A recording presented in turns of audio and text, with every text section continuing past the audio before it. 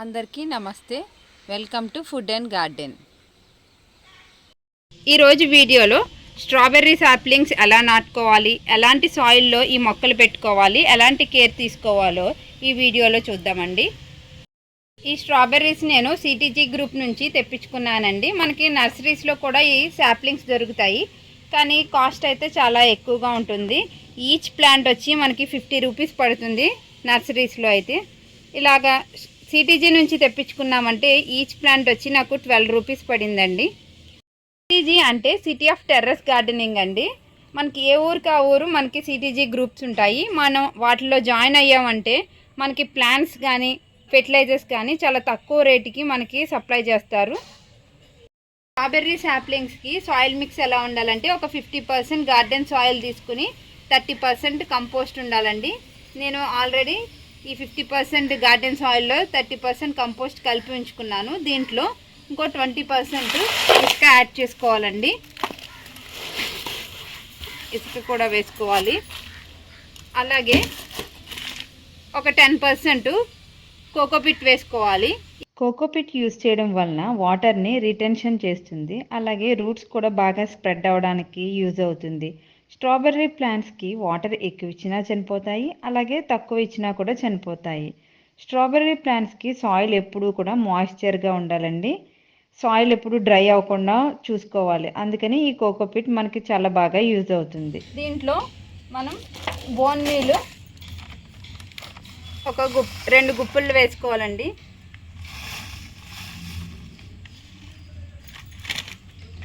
అలాగే వేపపిండి కూడా వేసుకోవాలి. ఈ వేపపిండి వేసుకోవడం వలన రూట్స్ నుంచి ఎలాంటి ఇన్ఫెక్షన్ అవ్వకుండా ఇది మనకి యూజ్ అవుతుందండి.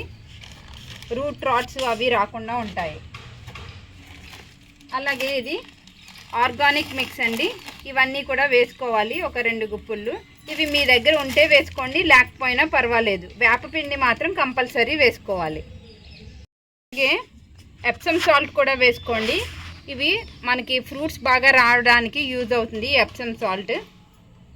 ఇప్పుడు వీటిని బాగా కలుపుకోవాలి. సాయిల్ అంతా మొత్తం సాయిల్ అంతా బాగా మిక్స్ అయ్యేలాగా మనం మిక్స్ చేసుకోవాలి ఈ సాయిల్ని.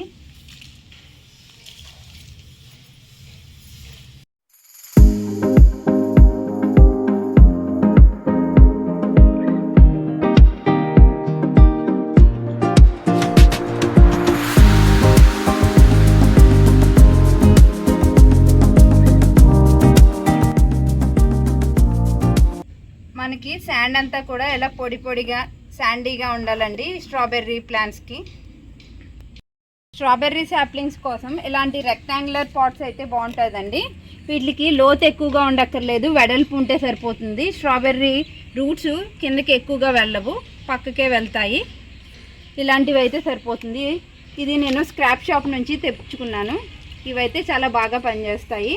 దీంట్లో ఒక 4 ప్లాంట్స్ అయితే పెట్టుకోవచ్చు.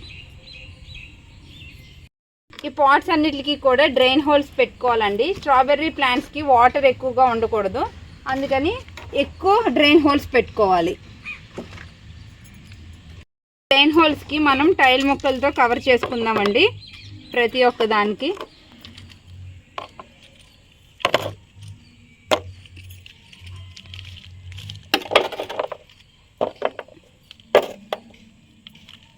మనం వేసిన వాటర్ ఎప్పటికప్పుడు డ్రైన్ అయిపోయేలాగా ఈ డ్రైన్ హోల్స్ మనం ఎక్కువ పెట్టుకోవాలి.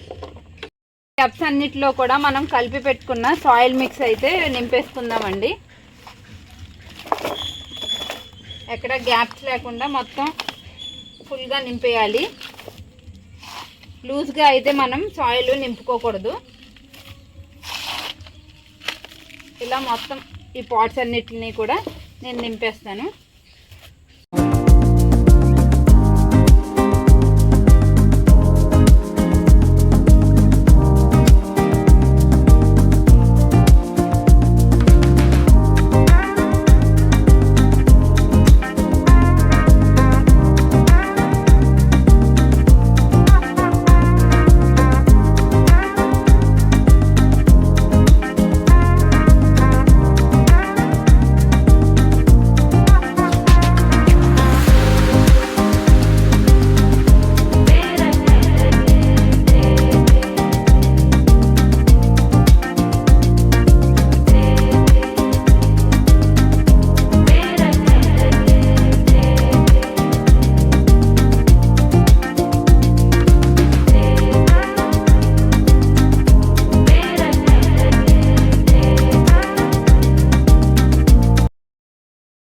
పాట్లో 4 ప్లాంట్స్ అయితే పెట్టుకుందామండి.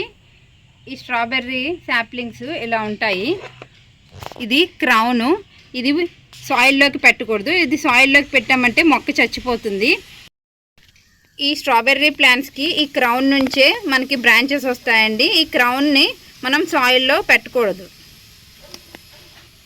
టిష్యూ పేపర్ ఉంది కదా, దీన్ని రిమూవ్ చేయక్కర్లేదండి. మనం దీన్ని సాయిల్లో పెట్టుకున్నామంటే ఇది టిష్యూ పేపర్ అంతా సాయిల్లో మిక్స్ అయిపోతుందండి. ఏం పర్వాలేదు. మనం ఫస్ట్ ఈ సాయిల్ని ఇది ఎంత ఉందో అంత గుంట తీసుకోవాలి. ఫస్ట్ తీసుకుని మనం ఇలా పెట్టుకోవాలి. మనకి ఏదంటే గుర్తు ఈ టిష్యూ పేపరు పైకి కనిపించాలి.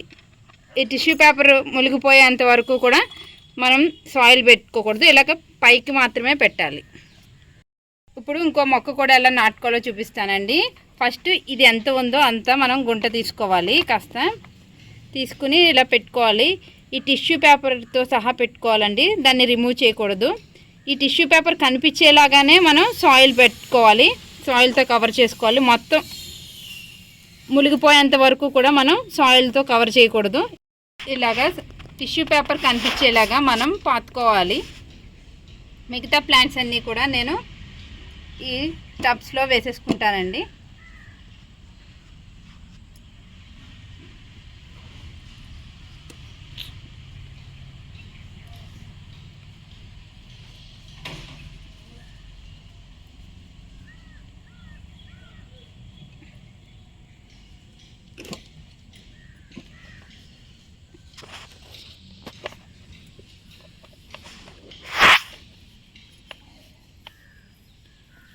ఇలాంటి రెక్టాంగిల్ పాట్ అయితే మనకి 4 ప్లాంట్స్ అయితే చాలా ఈజీగా పడతాయండి.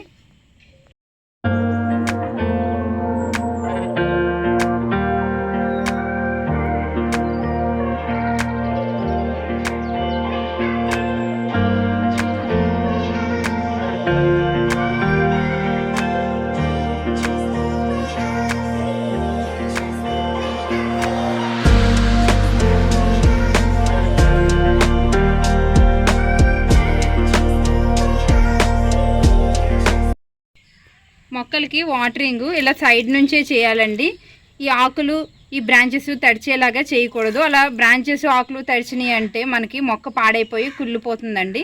ఇలా సైడ్ నుంచే మనం వాటరింగ్ అనేది చేసుకోవాలి. అలాగే కాస్త ఎదిగిన తర్వాత మనం మల్చ్ కూడా చేయాలండి.